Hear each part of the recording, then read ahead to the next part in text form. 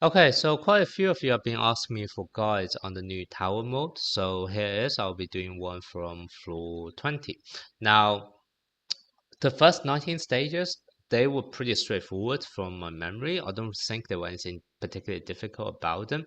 But if you are having trouble with any one of the earlier stages, then just let me know in the comment section and I'll get back to you with the strategy I use. Or if there are quite a few of you asking for the same stage, then I might make a video about it. Okay. Now, what's so difficult about floor 20 is mainly because on turn 4, all three of the enemy is going to have their ultimate attack ready. Now, Mahito is kind of capable of just one-shotting at least one of your allies with his ultimate attack. And then the two mob enemy, they're really annoying as well because their AoE, their ultimate attack are actually AoE based. It also have a poison damage over time effect as well, which basically means kind of like on turn 4, they're gonna kill off your whole team, with the exception of Blue Gojo, who's actually immune to damage. And that's kind of what makes floor 20 so difficult.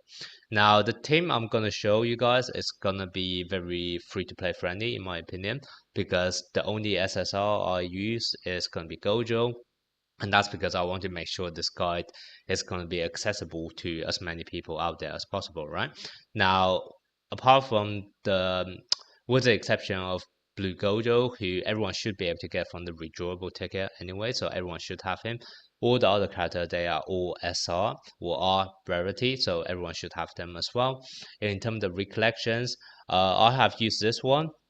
To be honest, I don't even think I actually get to activate its effect. So you can pretty much swap out this to whatever you want.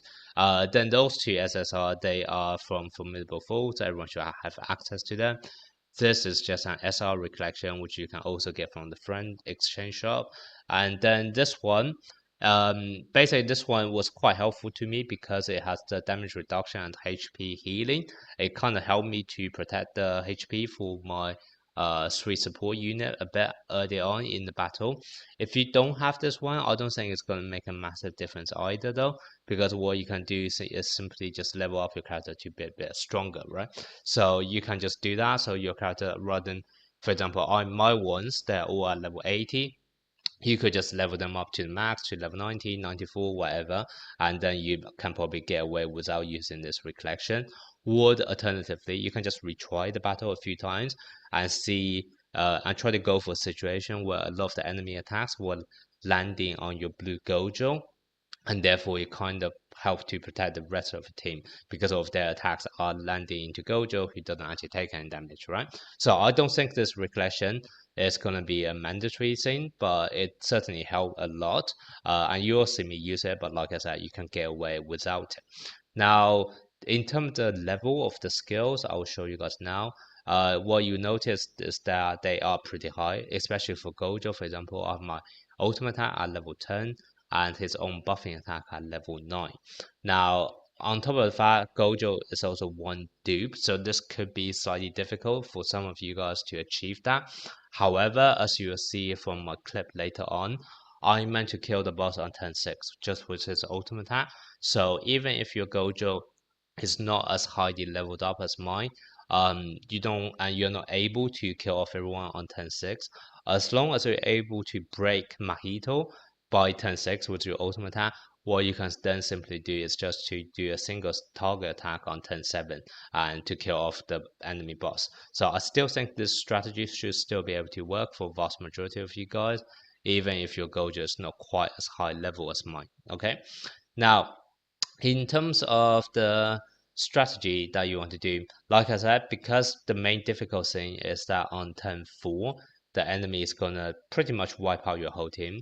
So you almost have to think of this as two phases. The first 4 turns, you basically have your starting lineup with you, and the idea here is try to do as much buff as possible, and that's kind of why I have Yaga and Nanami, because their buff actually lasts for 4 turns.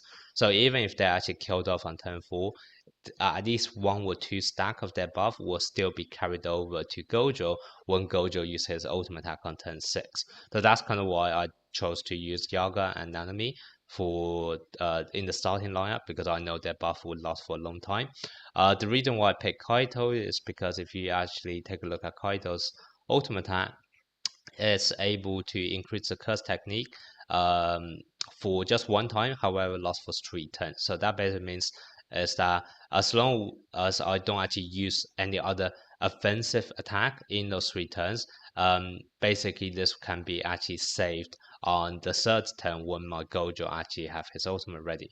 So basically what I mean is that if I'm able to get my Kaido to use his ultimate attack on on turn 4, and my Gojo doesn't actually do any damage attacks, curse technique attacks on turn 4 or turn 5, then when he actually uses his ultimate attack on turn 6, he can then actually benefit from Kaito's ultimate buff. So that's kind of why I chose to use Kaito here in the starting lineup, and that's also the reason why I gave him this recollection, because this recollection will give him extra ultimate gauge, and therefore that would ensure my Kaito is able to use his ultimate attack on turn 4. So that's my reasoning here. For Gojo, the recollection you want is going to be for Pride. This is always so because Pride, once again, can be stacked twice within 8 turns, and that basically means is that if I activate on turn 1 and then I don't actually use any curse technique attack, on turn 6 I'm able to activate this again.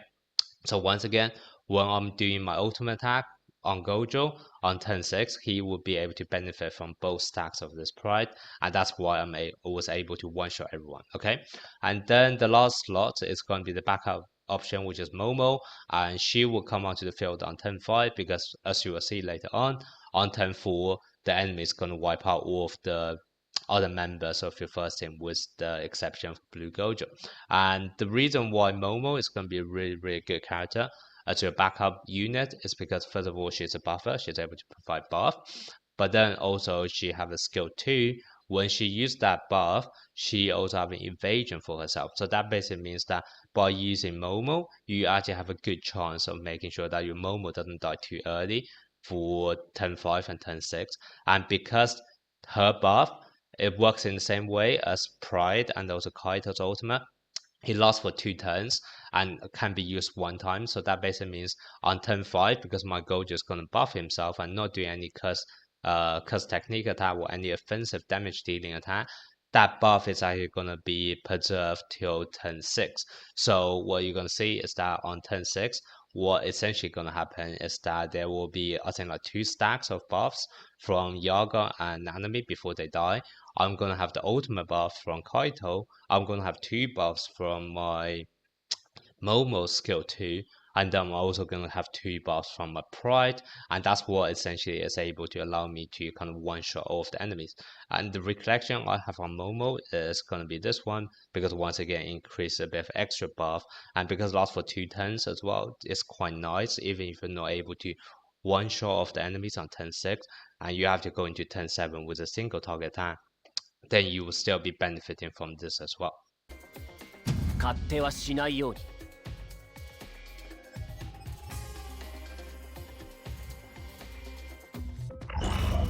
へえ、面白そうだね。最善の一手を片付けます。しっかりしろ。手加減はしてあげるよ。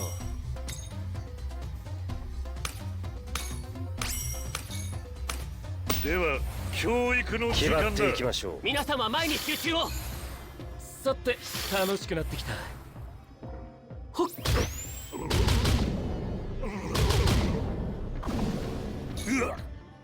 手早く。体が重い。やっちゃっていいの？授業を始めよう。ここが踏ん張りどころです。おいしょっと。それ。片付けます。手加減はしてあげるよ。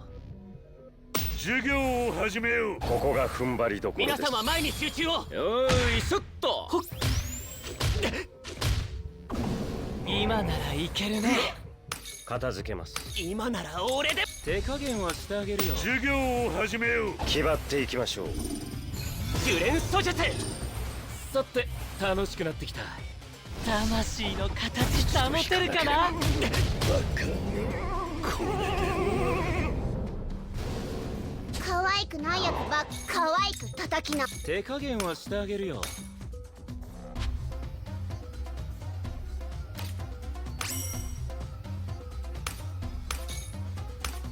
オッケー読めたわ。さて楽しくなってきた。やった。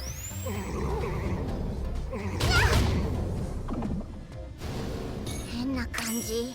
それじゃおしまいにしようか。なるほど、そういうことね。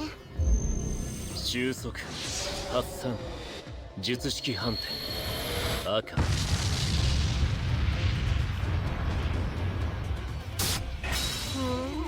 やるぞ。まあ最強だからね。